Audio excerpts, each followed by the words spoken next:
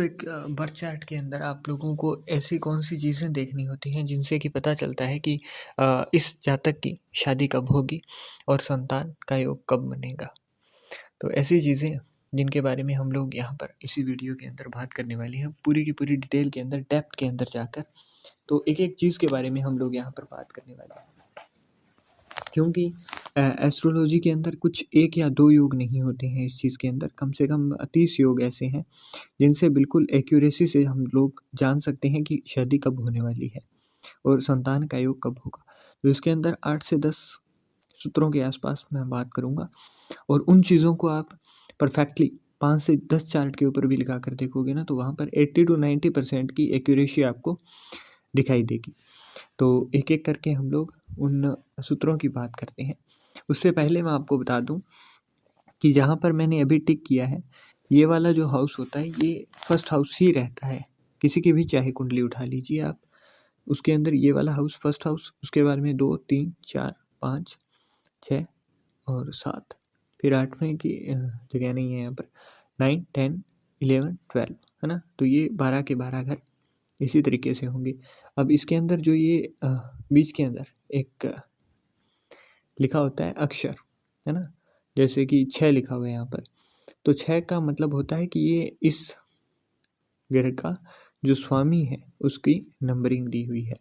जैसे कि इसके अंदर 6 नंबर लिखा हुआ है, तो मैं मर्क्यूरी को देख लेता हूँ। हाँ, तो अभी यहाँ पर जैसे इस फर्स्ट हाउस के अंदर ही मर्क्यूरी है, मतलब कि अपने ही घर के अंदर बैठा है, तो बुरा नहीं है यहाँ पर। तो उस तरीके से आपने चेक करना है। और इसके बाद में हम लोगों ने ये बेसिक आपने क्लियर कर लिया है। अब आई होप सो कि अभी आप आगे बढ़ सकते हैं इस चीज़ के अंदर। तो एज़ अ बिगिनर ही मैं ट्रीट करने वाला हूँ आपको।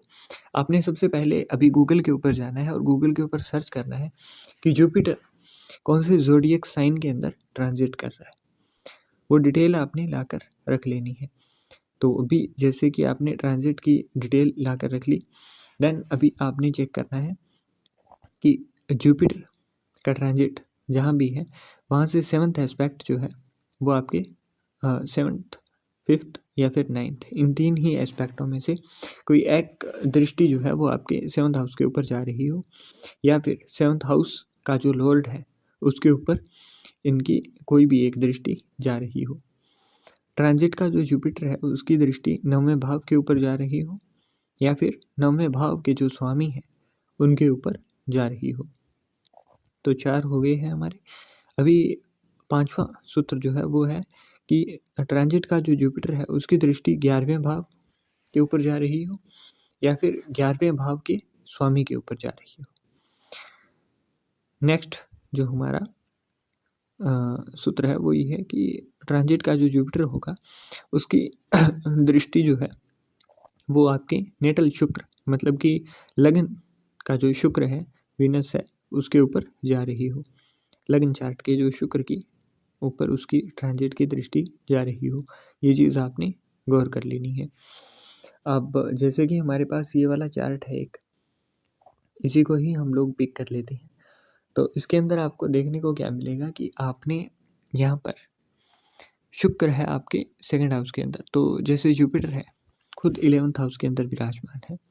तो जब भी मान लीजिए कि अभी यहाँ पर 4th जहाँ पर लिखा हुआ है, यहीं अगर जुपिटर आए, तो यहाँ से आप जैसे ही काउंट करोगे ना, तो 5, 7 और 9 के अकॉर्डिंग आपने यहाँ पर दृष्टियाँ चेक करनी है और उसके अकॉर्डिंग आपको पता चल जाएगा कि कौन सी दृष्टि कहाँ पर है और किस तरीके से आपको इस चीज़ का पता चलेगा। अब मान लीजिए कि यहाँ पर 4th एस्पेक्ट जो है जुपिटर की, 4th नंबर की, मतलब कर्क राशि के अंदर जुपिटर विराजमान है। तो आपने यहाँ से काउंट करना है 1, 2, 3, 4, 5, 6, 7, 8, 9।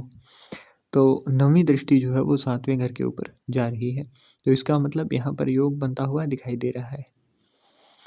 अब क्योंकि 11वें घर के अंदर खुद जुपिटर है, तो योग थोड़ा प्रबल योग है ना? तो एक्यूरेसी भी तभी आपकी ज़्यादा अच्छी होगी जब 2, 4 या 5 सूत्र 30 में से, जो मैं आपको एक-एक करके बताऊँगा, वो लग रहे होंगे। तो उतनी ही ज़्यादा एक्यूरेसी आपको आपकी प्रेडिक्शन के अंदर देखने को मिलेगी। और फिर ये होता है ना कि आप पास्ट की भी कुछ चीज़ें बताएँगे ना, तो वो भी एकदम एक्यूरेट जाकर लगेगी। एक एस्ट्रोलॉजर तभी अच्छा एस्ट्रोलॉजर होता है जब आप सामने वाले को वो चीज़ें अंदर की गहराई पर जाकर बता पाएँ।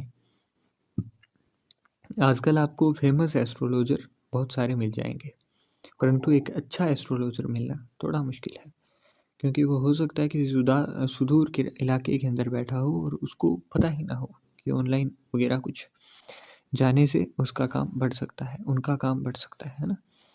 तो वो चीज़ आपने ध्यान में रखनी है कि एज़ अ बिगिनर भी आपने उस कमांड को सीखना है कि आपको कल को अगर मान लीजिए प्रोफ़ेशनली भी कुछ देखना हो, अपना देखना हो, तो उसके अंदर भी आपको दोबारा से कोई ऐसी चीज़ ना हो कि आप के टच से ही ना निकली हो।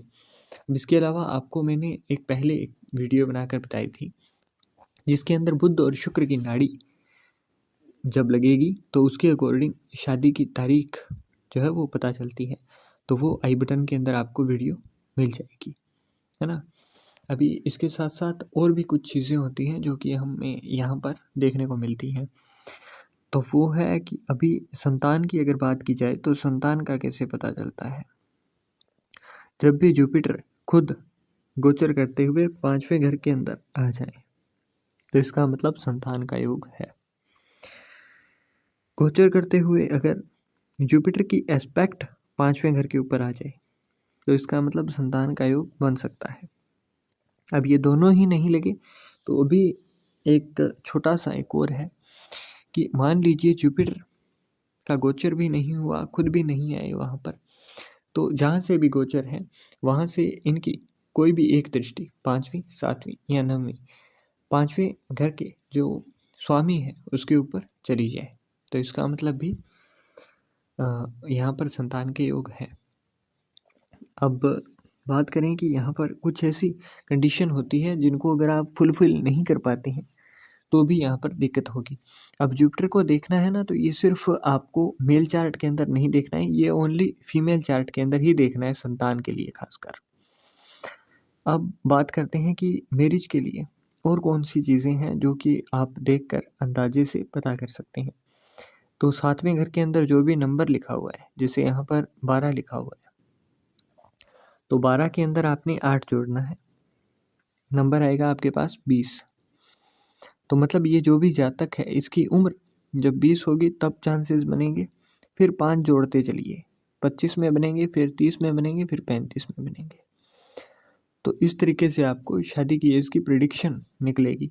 परंतु ये वाला जो तरीका है, ये पूरा फिक्स नहीं होता है, इसके अंदर 50-50 रहती है। इसको बस एज़ अ कॉम्बिनेशन जब कई सारे लगते हैं तो उस टाइम पर यूज़ किया जाता है, ताकि आपको एक अंदाज़ा हो जाए कि हाँ, ये चीज़ यहाँ पर जाकर इतनी लगेगी।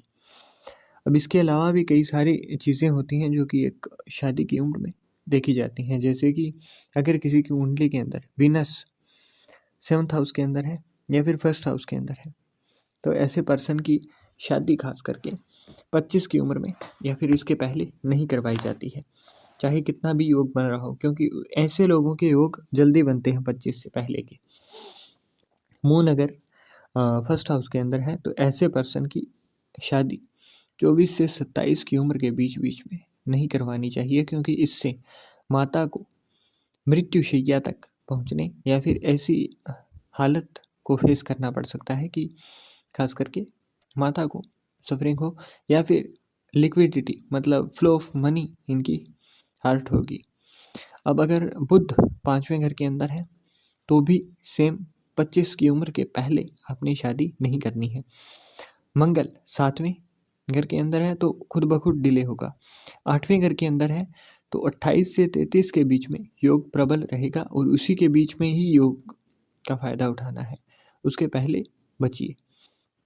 5th हाउस के अंदर अगर शनिदेव है, तो ऐसे लोगों को ज़्यादातर देखने को मिलता है कि इनकी शादियाँ डिले बहुत होती हैं। अगर मैरिज हो भी गई जल्दी, तो उसके अंदर वो चीज़ अंडरस्टैंडिंग की कमी, एक रूखा-सूखापन आपको देखने को मिलेगा, मतलब बार-बार क्लैशेज़ आपको फेस करने को मिलेंगे। तो ऐसे में करना क्या होता है कि आपने पहले ही डिले ही कर लेना है, क्योंकि शनिदेव जब भी 5th हाउस के अंदर होते हैं, तो वो एक संतान जो है, वो संतान सुख थोड़ा लेट देने के लिए यहाँ पर मैरिज भी आपकी लेट होगी। और ऐसे लोगों को जो आगे जो आपकी इन-लॉज़ फैमिली मिलती है वो भी थोड़ी-सी रिच कंडीशन के अंदर मिलेगी। बस ध्यान इतना रखना है कि घर के अंदर नॉन-वेज और ड्रिंक ना चलता हो, क्योंकि उससे उसके अंदर क्या होगा कि आपको हर्डल्स ज़्यादा फेस करने को मिलेंगे, मेंटल ट्रॉमा आपको फेस करने को मिलेगा। तो कुछ एक परहेज़ भी होते हैं जिनको रखना आपके लिए बहुत ज़्यादा ज़रूरी होता है। अगर किसी की कुंडली के अंदर 5वें घर के अंदर मंगल और सूर्य एक साथ आ जाएँ, 7वें घर के अंदर शुक्र और वहाँ पर मंगल और सूर्य एक साथ आ जाएँ, तो ऐसे लोगों को बच्चा ना होने या फिर लेट से होने की चांसेस बहुत ज़्यादा होती हैं, वो भी मेडिकल कंडीशन के दौरान फेस करना पड़ता है ये सब चीज़ें।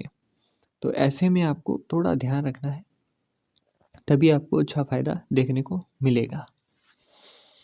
आई होप सो कि आपने थोड़ा डिटेल के अंदर यहाँ पर इस चीज़ को जाना है, समझा है। तो आगे भी अगर इस तरीके की वीडियोज़ आपको और चाहिए तो आप यहाँ पर कमेंट कर सकते हैं।